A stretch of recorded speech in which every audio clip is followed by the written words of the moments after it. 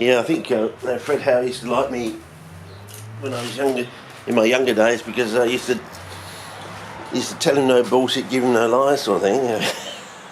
And I was from WA because I'd spent 5 years of my childhood, looking in the back of my place basically, mostly every day after school, and also at Kennington Swamp, at least one day every week of the school holidays, and we had like 4 school holidays back then a year basically. Some were 2 weeks, some were 3 weeks, and then we had this gigantic holiday which was right over the summer period, because it gets really hot very quickly and then dies down again, whereas here we get sultry, balmy sort of weather where it sucks the life out of you. You get days of 46, maybe 47, drops down to 26 and just sits on 26, balmy, sultry overnight, and then come 10:30 in the morning it starts rising back up again. Whereas in WA it gets hotter a lot quicker, but it's only for about 6 weeks or so really.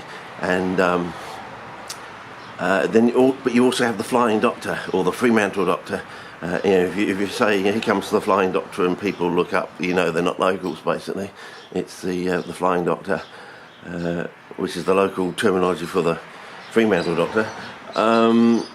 And it comes in around about 1 o'clock, 1:05, regular as clockwork usually, and it knocks 5-10 degrees off the temperature in half an hour basically. So you can still, if you're putting up a pergola in the morning, you can still finish it off in the afternoon basically. Whereas here, you wouldn't even contemplate doing something like that here.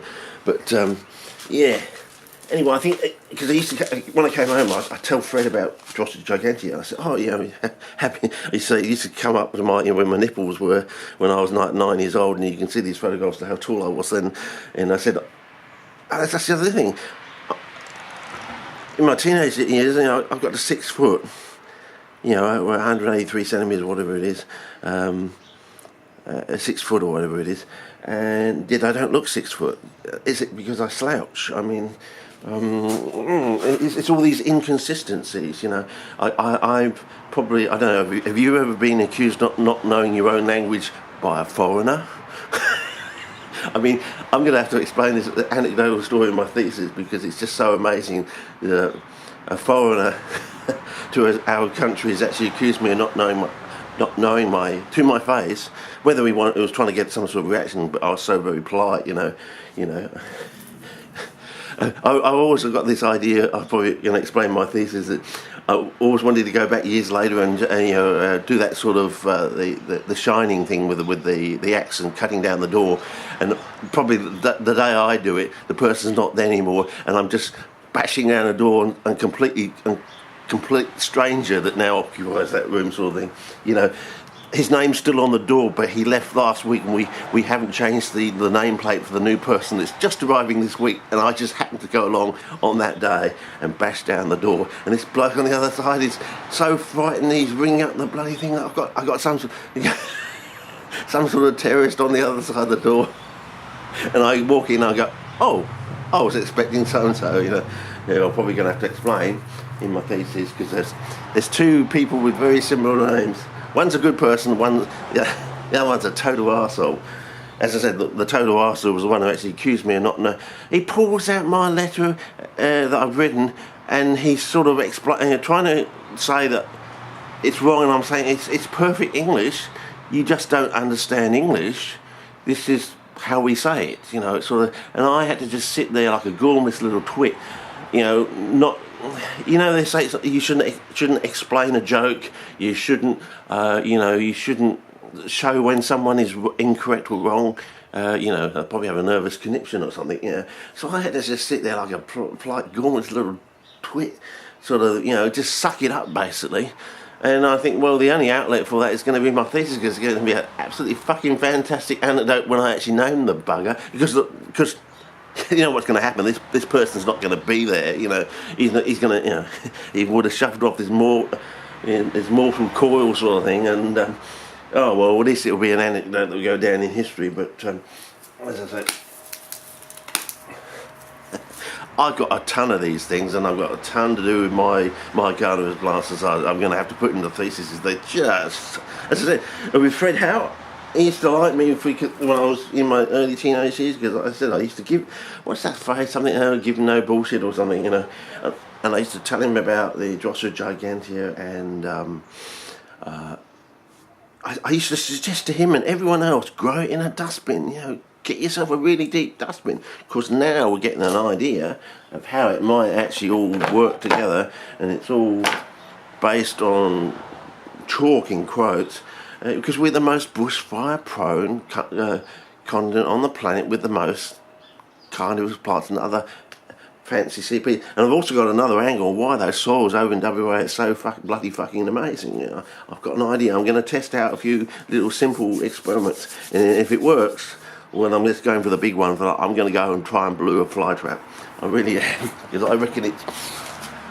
I've gone back to old photographs and I'm thinking, well, there's a little bit of a bluish, there's really quite a bluish tint on those ones. I was just so close without realising what was going on, sort of thing. So I'm going to go back and do those ones again. And as I said with Fred Howe, I used to suggest he grow, and everyone else grow their Drosera gigantea in like a really, one of these big classic dustbins. So you got the deep sand. Maybe that's what I've got to go and do if, eventually... John Bignano sends me a couple of cephs next year because he's so impressed with what I'm doing, and I think everyone's so impressed because I've given everybody a simple, quick way of starting to grow their Sarracenia and other things. This double flush idea. You're basically just using sand and newspaper. Everyone can get sand, even if you dig it up from the beach, which I don't recommend. Newspapers, you can buy your newspaper in the morning. You can grind it up. With your Mulinex or something, you don't have to buy it as a cat litter, but you can make it yourself. And eventually, if this works out, you can buy your chalk. You don't even have to buy it like this. You can just buy it in a bag of plaster, basically, and make your own sort of thing. You can make your own little disc or something to fit in your bucket or in your dustbin or something like that. So it would be like a disc of plaster in the bottom of your bloody dustbin, your sand, and your newspaper from a week's supply of newspapers you've ground up or something, shoved on the top. Maybe you want to put a pine in it. Maybe you're in a country that doesn't have newspapers, I don't know. Because we're all going digital or something like that. You can go to your local forest, pine forest or something, get yourself some pine needles. Maybe you can use bark chips on the top, Maybe you can just use charcoal. Maybe you can use a combination of newspaper sales and charcoal. So you don't have to buy peat ever again. I mean, people, as I said, by next year, but come the third week of February onwards, as we head towards March and April next year, people are just going to be absolutely, running around, with their socks on fire, I reckon, asking for cherry pie because, because I reckon by that time I'm going to be heading towards the blue fly trap. I really do. And I've looked back at old JPEGs from stored on hard drives, and I'm thinking, whoa, I was so close. I got that right, I got that wrong, totally wrong. And if I correct for that, I should get myself a blue fly trap. So anyway, I'm gonna give it a go, fellas, as I head over this summer season. But as I said, I've always said, I came across here. It's sort of like they have this mentality that children don't know what they're talking about. Children always lie, and of course I'm born on George Washington's birthday. Basically, as far as I know, I've never told a lie in my life. I may have done one by accident or something, not knowing the facts or something like that. But I've always tried to be honest. I said to other people, why didn't you do things this way? You say, yes, I am up to something. I am doing something. Can you guess what it is? You don't have to lie, You can just say, yes, I'm doing something really special with my sand, or I'm doing something special with my thing. Can you guess what it is? You don't have to lie. There's no situation where you have to lie. You can do that sort of routine. Yes, I'm doing something a little bit devious. Can you guess what it is? I mean, if the Flowery did that, oh yes, I'm going out in the bush at night, and the torch light or in the headlights of my car, I'm digging up all these tubers from the, these granite aprons, making heaps of money. Can you guess what it is?